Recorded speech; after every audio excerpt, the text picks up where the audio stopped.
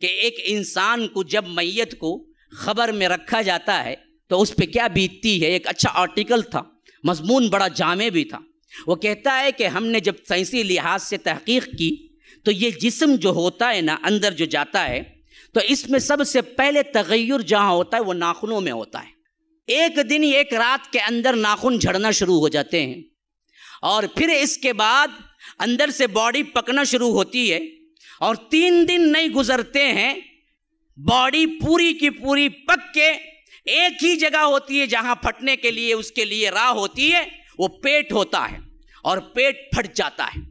3 دن بھی نہیں ہوتے گزرتے، پیٹ اس کا پھٹ جاتا ہے، اور پیٹ پھٹتا ہے تو جو غلاظت اور جو بدبو وہاں سے نکلتی ہے نا، اتنی تیز اور زہریلی ہوتی ہے اس بدبو سے کہ اطراف کے جتنے حشرات الارض ہیں، جتنے کیڑے مکوڑے اور زہریلے ہیں، وہ تمام کے تمام اس بدبو کو سونگتے ہی پہچان لیتے ہیں کہ آج نئی دعوت ہے، نیا بکرا آیا ہوا ہے، کھانا ہے ہمیں. ہاں، اللہ نے وہ سینس رکھا ہے اس کے اندر. جب پیٹ پھٹتا ہے نا، وہ پیٹ پھٹنے سے جو زہریلی گیس نکلتی ہے اور وہ غلاظت نکلتی ہے تو وہ تیز دار جو بدبو ہوتی ہے، وہ بدبو زمین کے اندر پھیلتی ہے خبر میں. تو سائنسدان لکھتے ہیں، کہتے ہیں کہ وہ دراصل جیسے ہی آگے جاتی ہے تو مٹی کے اندر جو حشرات الارض ہیں اور خاص کر زہریلے کیڑے مکوڑے ہیں، ان کو وہ سینس جیسے ہی لگتی ہے، ان کو معلوم ہو جاتا ہے کہ نیا مردہ ابھی دفن ہوا ہے، کھانے کے لیے جمع ہو جاؤ، آج رات دعوت ہے.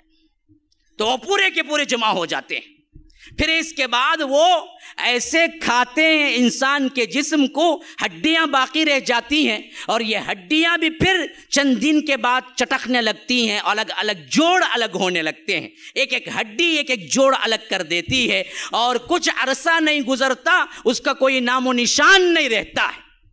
یہ حالت ہو کر رہنے والی ہے ہر کسی کی. تمہارے جسم کو تم نے آرائش و زیبائش کے لیے اللہ سے ناراضگی اختیار کر لی، حرام کاری اختیار کر لی.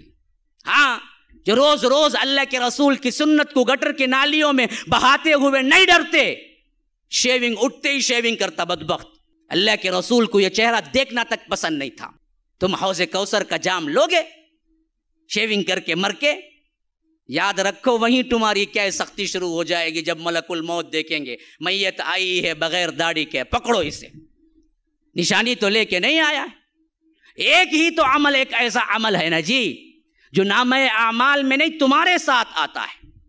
باقی سارے عمل تو نامہ اعمال میں آتے ہیں. ایک عمل وہ ہے جو تمہارے ساتھ آتا ہے، وہ ہے داڑھی. داڑھی لے کے جاؤ گے تو کم از کم کیا ہے، ملائکہ جیسے دیکھیں گے پہچان لیں گے کہ یہ دراصل رسول کا امتی آیا ہے. لیکن ہم نے تو اس کا بھی لحاظ نہیں رکھا.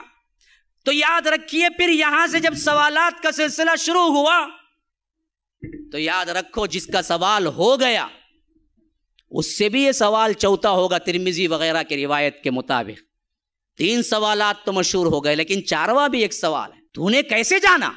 جو بندہ جواب دیا ہے وہ کہے گا قرأت کتاب اللہ وآمنت وصدقت بہ، میں نے اللہ کی کتاب پڑھی، اس پر ایمان لایا، اس پر تصدیق کی. اور جو بندہ کبھی قرآن پڑھا ہی نہیں، باپ دادا کے دین پہ تھا، یاد رکھو وہاں جھوٹ بول سکے گا. اللہ کی قسم کھا کے پوچھتا ہوں، بیٹھنے والے جو ہیں کبھی جنہوں نے قرآن کو چھوا تک نہیں، جب فرشتے جواب کے لیے پوچھیں گے، اگر تم جواب دے بھی چکو، کیسے تجھے معلوم ہوا؟ کیا جواب ہے تمہارے پاس؟ جنہوں نے کبھی قرآن کھول کے پڑھائی نہیں، کبھی تم نے دین سکھائی نہیں، عقیدہ سکھائی نہیں، کیا جواب دو گے؟ ملائکہ کے پاس جھوٹ بولو گے کہ قرأت کتاب اللہ، میں اللہ کی کتاب پڑھا؟